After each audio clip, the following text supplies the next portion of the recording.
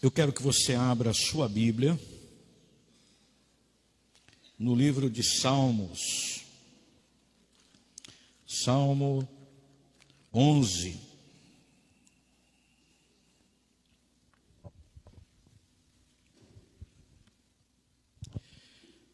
Salmo de número 11.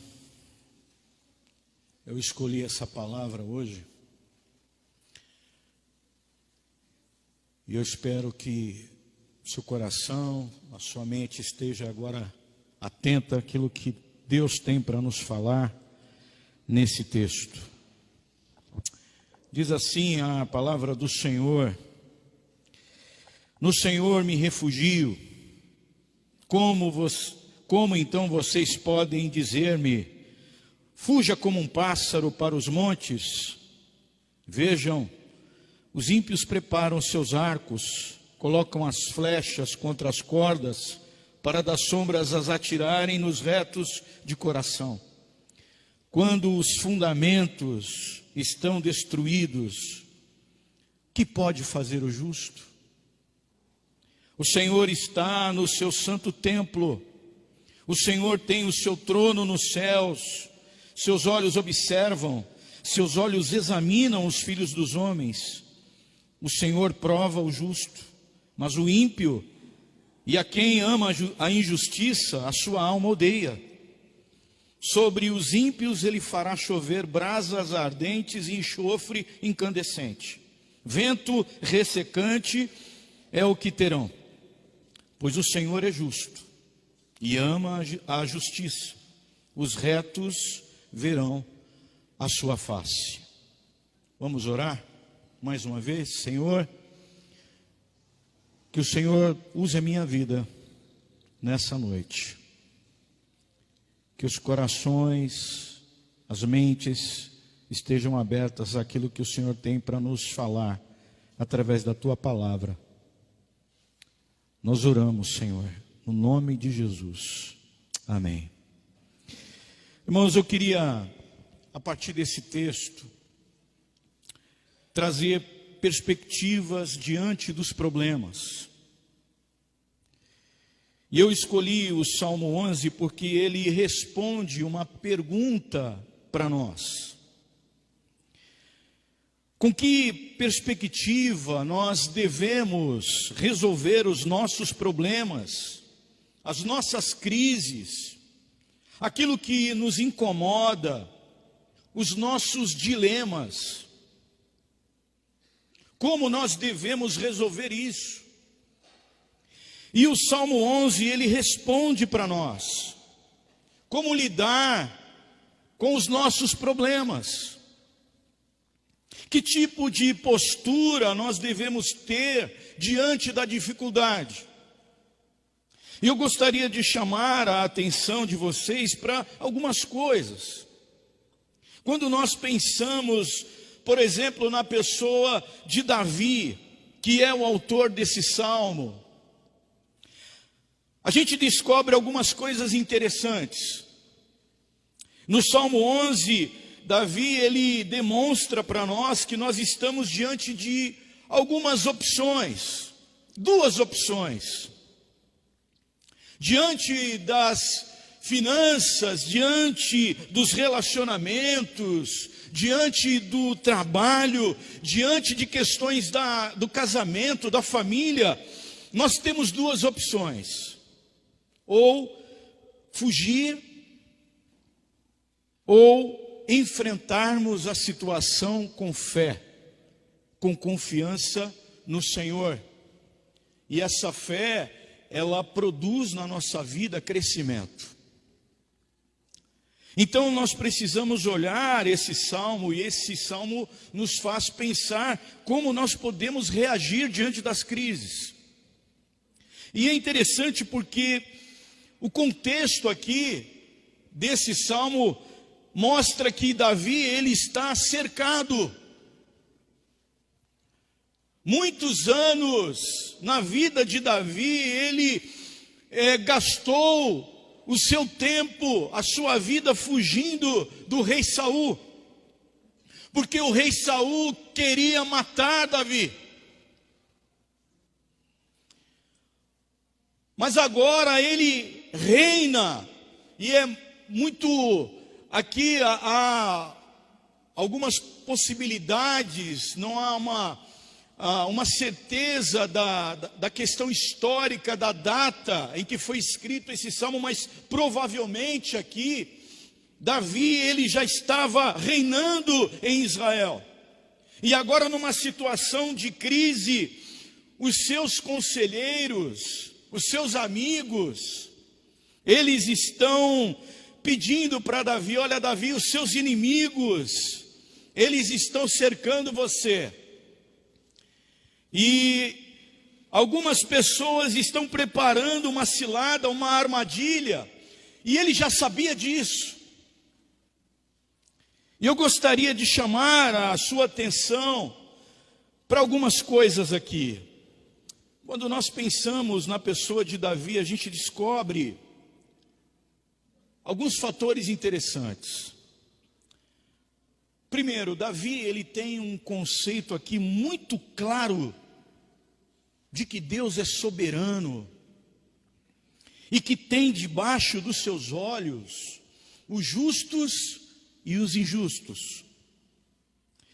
Davi também, ele mostra essa diferença entre conselhos bem intencionados, de pessoas que querem o nosso bem, mas que são motivados pelo medo, e não levam a Deus em consideração. E as escrituras, elas relatam aqui momentos de pessoas que fugiram para preservar a sua vida. A gente vê na Bíblia homens de Deus que tiveram que sair de um determinado lugar, até o próprio Jesus, Paulo, mas foi uma fuga motivada pela fé, motivada pelo temor a Deus. Mas agora nós temos algumas questões aqui importantes nesse salmo. E a primeira questão aqui, irmãos, é que todos nós passamos por situações inseguras. Todos nós. E a situação de Davi era uma situação crítica. O verso 1 diz: olha, fuja, Davi. Os seus amigos, os seus conselheiros dizem para Davi: olha, Davi, fuja para a montanha como um pássaro, saia daqui voando, suma daqui, Davi. E a questão para Davi, levantada pelos seus conselheiros, era fugir. Mas para Davi, qual era a situação? Para Davi, a situação era a seguinte: se nós vivemos numa situação de risco, e nós confiamos em Deus, como nós podemos fugir? Há momentos na vida, irmãos, em que a coisa mais certa a fazer é fugir. A gente tenta resolver as crises com soluções que não levam a Deus em consideração. Olha, tira férias, muda de cidade, muda de emprego. Olha, você está nesse casamento, saia desse casamento, abandona o teu marido, abandona a tua esposa. Mas por trás desses conselhos, existe a atitude egoísta que diz: isso não pode acontecer comigo. Mas a gente aprende com Davi a enfrentar os problemas com fé. Amém? A gente aprende com Davi a enfrentar os problemas com fé. Se eu confio em Deus que pode me proteger, por exemplo, de uma flecha que vai cair em cima de mim, como que eu vou fugir? A gente vive uma realidade hoje, e eu estava vindo para cá e conversando com a Elaine, ela está aqui comigo, a minha esposa, e nós vivemos uma realidade hoje, no Guarujá, em Santos, São Vicente, em todo o litoral, de assaltos. A gente vive numa realidade hoje de violência. E mesmo que você tenha escapado desse risco, quando você liga a TV, ou mesmo no teu celular, alguém manda para você um vídeo de uma situação que aconteceu na cidade. Nessas semanas atrás que passou, uma das irmãs da igreja nos manda uma mensagem durante o dia, dizendo: olha, eu estou aqui em Fortaleza, o marido é engenheiro em Fortaleza, e ela foi visitar o marido, que trabalha lá, e ela estava muito aflita, porque os bandidos entraram no prédio, e agora eles estavam sequestrando uma família nesse prédio, de uma irmã da igreja. Eles queriam um jogador aqui da nossa região, do time da nossa região, mas eles estavam ali e a coisa não deu muito certo. E aquela mãe, imagina, em Fortaleza, e nós começamos a orar, pedindo e clamando ao Senhor, à igreja, porque uma irmã ali da nossa igreja estava vivendo uma situação, com 2 filhos dentro daquele apartamento, no prédio. Nós vivemos situações assim.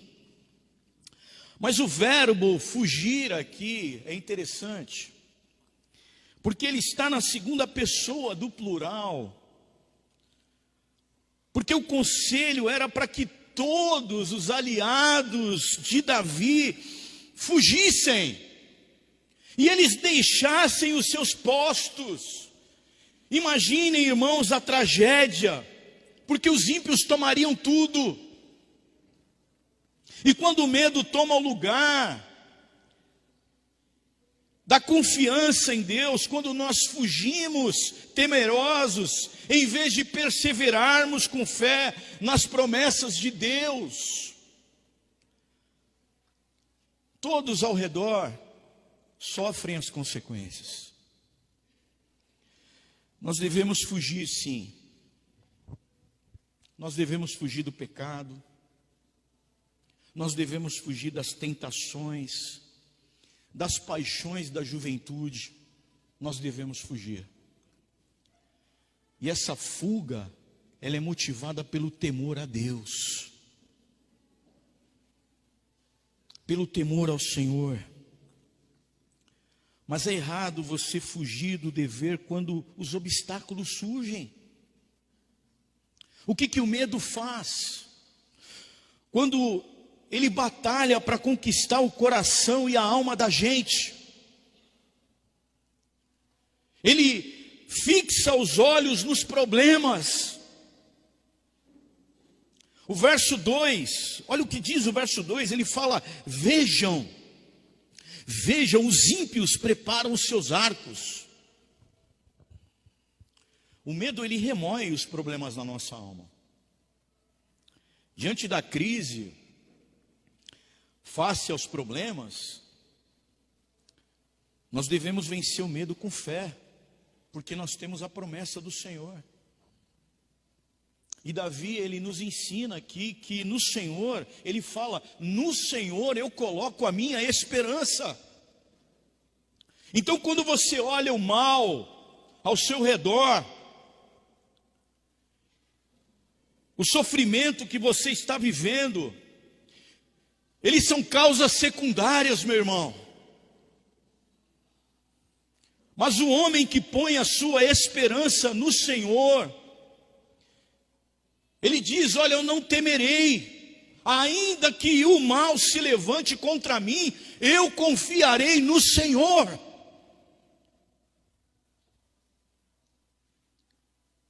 Eu vou confiar em Deus. Como eu posso fugir? Como eu posso fugir se Deus é a minha esperança? Segunda coisa, como ter segurança em tempos de crise? Veja o que diz o verso 3. O verso 3 é uma pergunta que é intrigante. Quando os fundamentos estão sendo destruídos, que pode fazer o justo? O que o justo pode fazer quando os fundamentos eles estão sendo destruídos? O que o justo pode fazer? E quais eram os fundamentos que estavam sendo destruídos? O que é isso? Possivelmente Davi ele está vivendo aqui num contexto em que houve um golpe de Estado. E ele era o rei. E se cair o reino, cai também a lei. E se cair a estrutura de poder, o que pode fazer um homem justo? E no caso aqui, o rei nessa circunstância era Davi. Se a palavra for tirada do centro,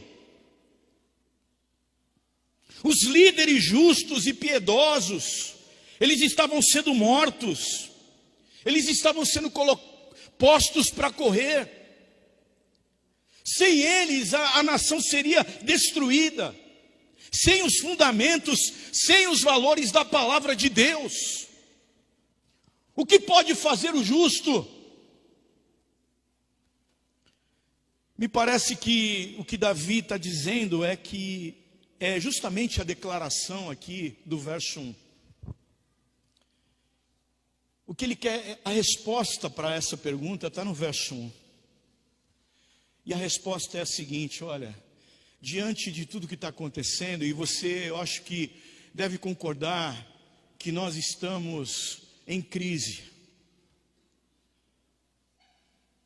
Em crise nas instituições, na família, crise política, crise moral, crise de credibilidade. Nós estamos vivendo essa crise, onde as pessoas estão acreditando na mentira, e a mentira agora é a verdade para as pessoas. A palavra de Deus é zombada. E aí as pessoas perguntam: mas se os fundamentos estiverem sendo destruídos, o que pode fazer o justo? O que eu posso fazer, pastor? A resposta para Davi é essa aqui do verso 1. No Senhor eu me refugio. Ele é a minha esperança. É nele que eu confio.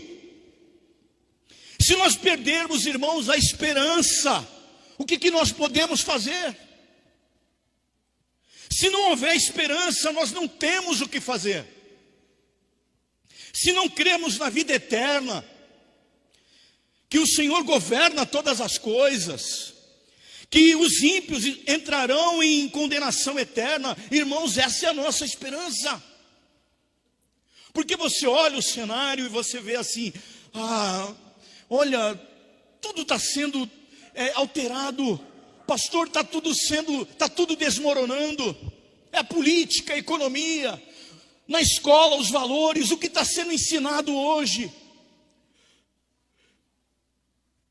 Mas o justo, ele fala assim: eu creio na vida eterna, amém? Eu creio na vida eterna. Eu creio que, apesar de tudo isso, Deus está no controle de todas as coisas. Ele é soberano, justo. E que os ímpios, se eles não se arrependerem, eles entrarão em condenação eterna. Essa é a nossa esperança, irmãos. O que nós poderemos fazer? Mas vejam, a perspectiva que o salmista tinha de Deus. Veja, essa é a nossa perspectiva de Deus que nós temos que ter. Você vê tudo, parece que está tudo desmoronando. Mas o crente, ele tem a perspectiva dele no Senhor. O verso 4, ele diz assim: o Senhor está no seu santo templo. E o templo aqui era o lugar onde o povo de Deus buscava o Senhor. E o sacerdote era aquela figura que servia no templo.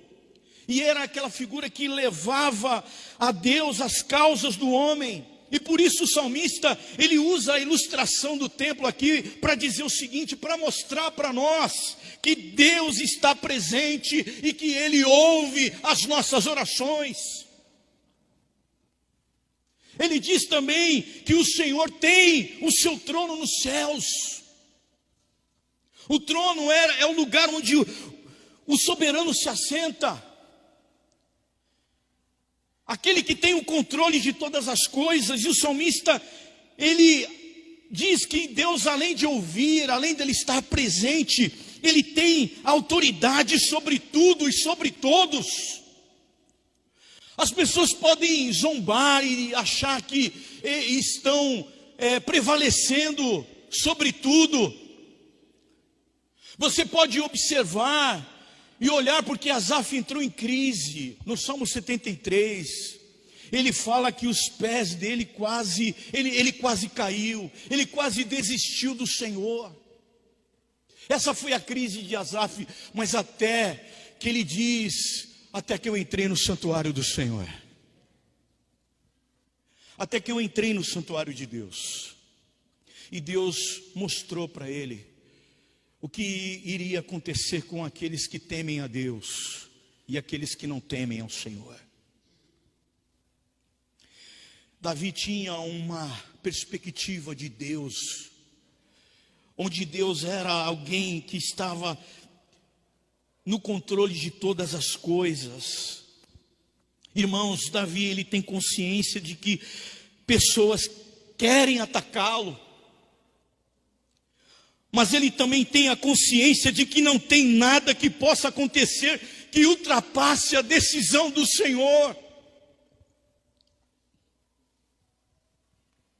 Não tem um ataque, uma enfermidade, não tem uma crise econômica, política, violência, que ultrapasse a decisão de Deus, porque Deus é soberano sobre a história, é soberano sobre a minha vida. Ele tem o controle na sua mão de todas as coisas, amém?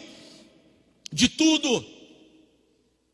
E aí ele continua dizendo o porquê. Ele fala, ele diz, os seus olhos, o quê? Os seus olhos observam. Pessoas que têm o sentimento que muitas vezes, talvez você já tenha tido esse sentimento, de achar que Deus não está cuidando. Será que Deus não está vendo o que está acontecendo comigo? Que escaparam do cuidado de Deus. Meu irmão, Davi, ele tem plena consciência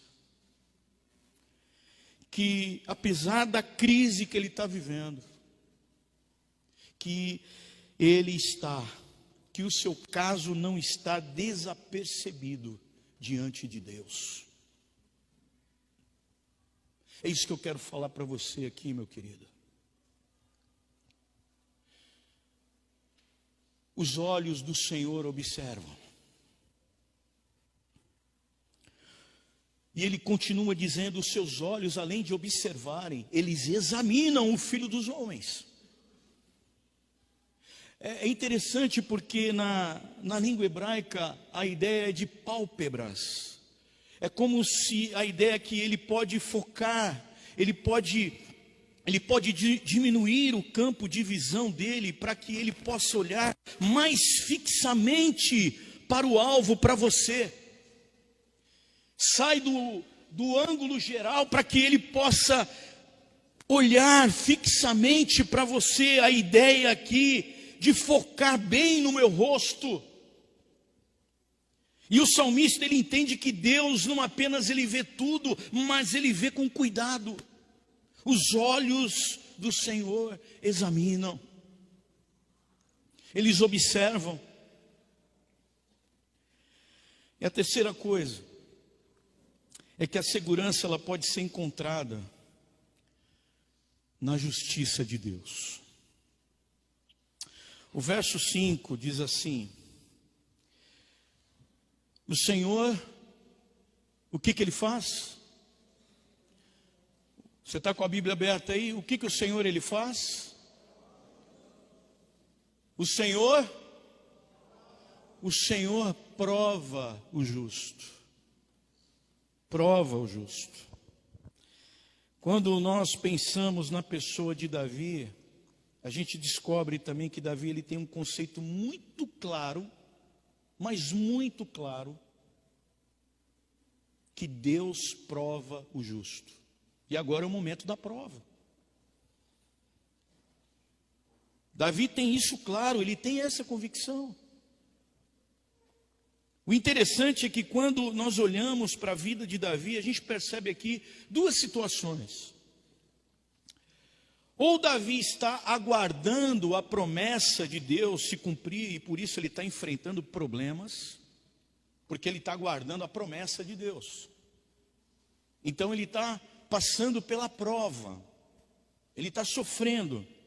Ou Davi, ele está enfrentando problemas por causa de escolhas erradas, por causa do pecado, e por isso ele está sofrendo.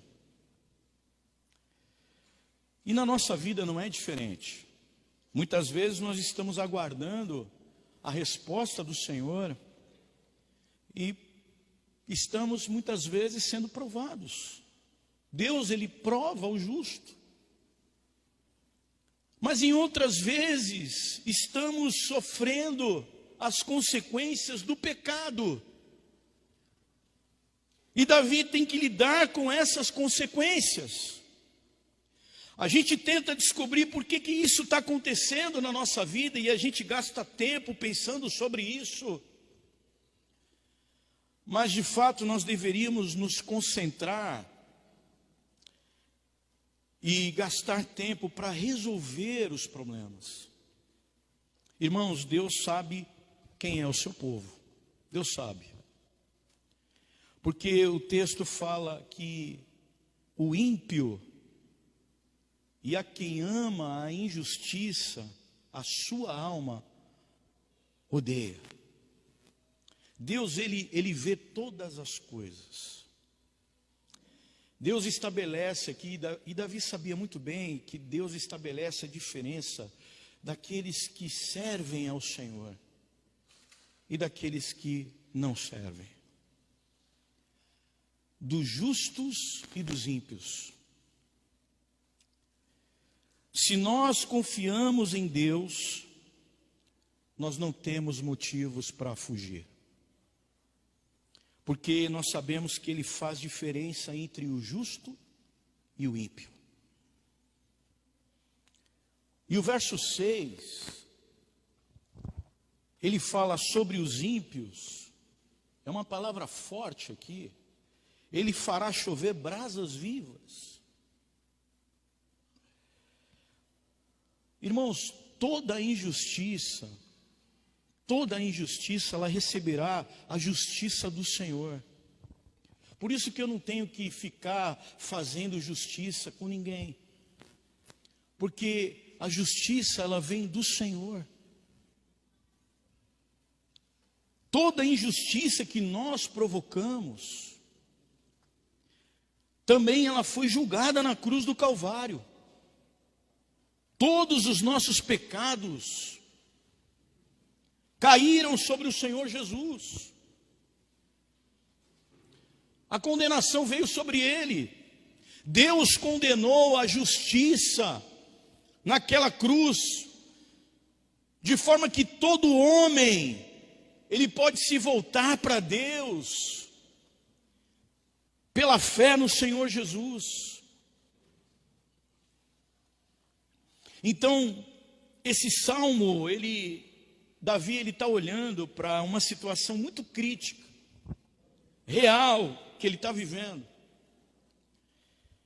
Mas ele afirma o seguinte: olha, eu não posso fugir, porque Deus é a minha esperança. Eu não sei como é que você entrou aqui hoje, mas o Senhor sabe. E há várias maneiras da gente fugir. há várias maneiras, porque muitas vezes nós queremos resolver os nossos problemas da forma mais fácil. Mas muitas vezes essas decisões que nós estamos tomando, elas são motivadas pelo medo, pelo orgulho, pelo egoísmo. Ela não leva a Deus em consideração. E o verso 7 é uma conclusão maravilhosa, porque ele fala: pois o Senhor é justo e ama a justiça. Os retos verão a sua face. Todos nós, irmãos, nesse momento nós temos um motivo de angústia, um motivo de preocupação, de ansiedade, de medo.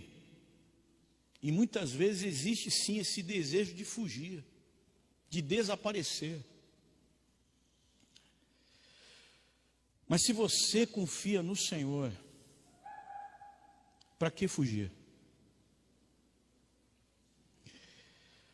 Você pode experimentar desse cuidado, dessa presença marcante de Deus. Amém? Você pode experimentar isso na sua vida. Os fundamentos estão sendo destruídos porque os nossos dias são de crise.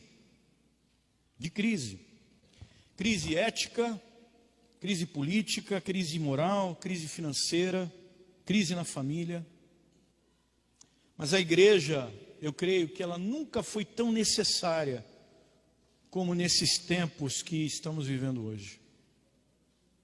Como a igreja, ela está sendo necessária para essa sociedade. A igreja do Senhor. Nós não podemos recuar, irmãos, porque nós acabamos de falar aqui que Jesus transforma, amém? Jesus transforma, amém? Jesus transforma. Nós temos a esperança, e nós precisamos permanecer na fé e na esperança e no amor. A gente tem esperança. A gente olha o cenário da cidade e a gente fala assim: olha, a coisa está feia mesmo. Mas nós carregamos aquele que pode transformar. Um jovem que está envolvido no crime e pode dar a ele um novo coração, transformar a vida desse jovem. Você, pai, que está aqui, muitas vezes você está preocupado porque o seu filho, os seus filhos, eles estão fugindo do seu controle. E você fala: Senhor, o que está acontecendo? Eu quero dizer para você: o Senhor observa e o Senhor examina. Nada foge do controle do Senhor. Amém? Pare de duvidar, meu irmão, e creia. Amém? Você está sendo chamado aqui hoje para recomeçar com Deus. Eu quero dizer uma coisa aqui: se você está aqui hoje e não conhece a Jesus Cristo, o que está impedindo você de ser livre do pecado? O que está impedindo você? Se você entrou aqui nessa noite e você